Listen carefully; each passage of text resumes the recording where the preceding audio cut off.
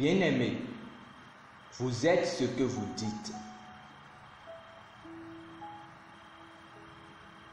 Marc chapitre 11, verset 23 dit: Je vous le dis en vérité, si quelqu'un dit à cette montagne, ôte-toi de là et jette-toi dans la mer, et s'il ne doute point en son cœur, mais croit que ce qu'il dit arrive, il le verra s'accomplir. Votre vie est la somme des paroles qui sortent de vous. Notre verset d'ouverture souligne l'importance de bâtir sa vie avec ses paroles.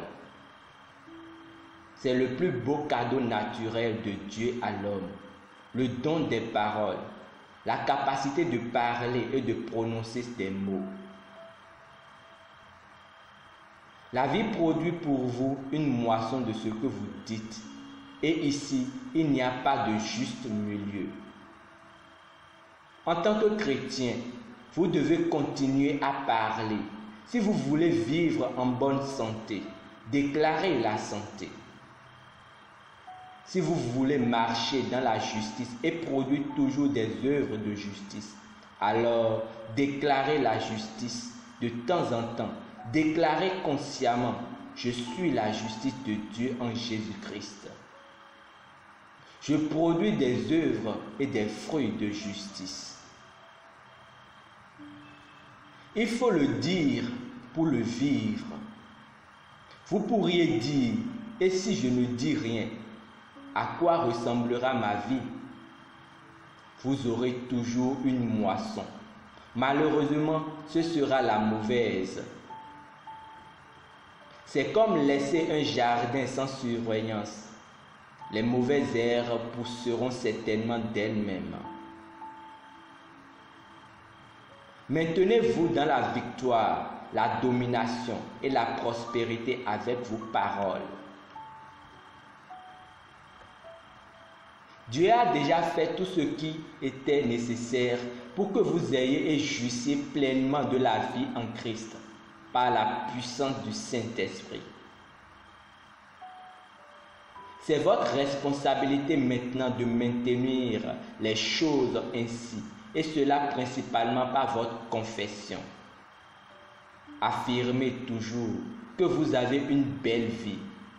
Déclarez que vous avez été appelé à la gloire et à la vertu, une vie de puissance et d'excellence morale. Faites cette déclaration tous les jours. Rien ne fait défaut, vous avez tout ce qu'il faut. 1 Corinthiens chapitre 3, verset 21. 2 Pierre chapitre 1, verset 3. Et il n'y a rien que vous ne puissiez faire. Philippiens chapitre 4, verset 13. Par conséquent, déclarez toujours l'abondance, les provisions surnaturelles, la force, les possibilités et les victoires, et votre vie ira uniquement dans cette direction. Confessons ensemble. La gloire de Dieu se révèle en moi aujourd'hui. Sa sagesse se voit et s'étend en moi, alors que je marche dans la parole et que je produis des fruits de justice. Je suis surnaturellement habilité et approvisionné. Rien ne me manque, rien ne fait défaut dans ma vie. Je suis plein de force parce que Christ est en moi.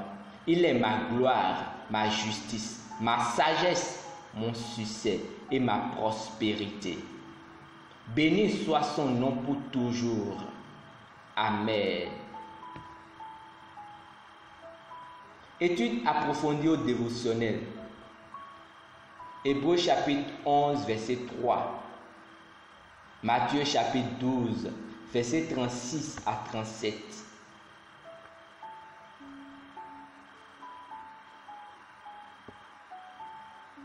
Nous vous espérons que vous avez été bien bénis par ce dévotionnel.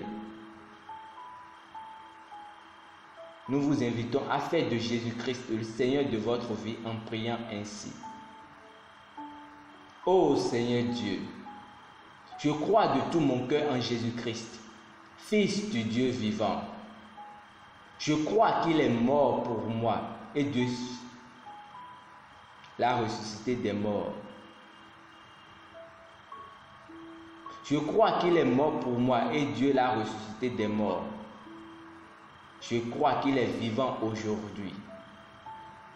Je confesse de ma bouche que Jésus-Christ est le Seigneur de ma vie à partir d'aujourd'hui.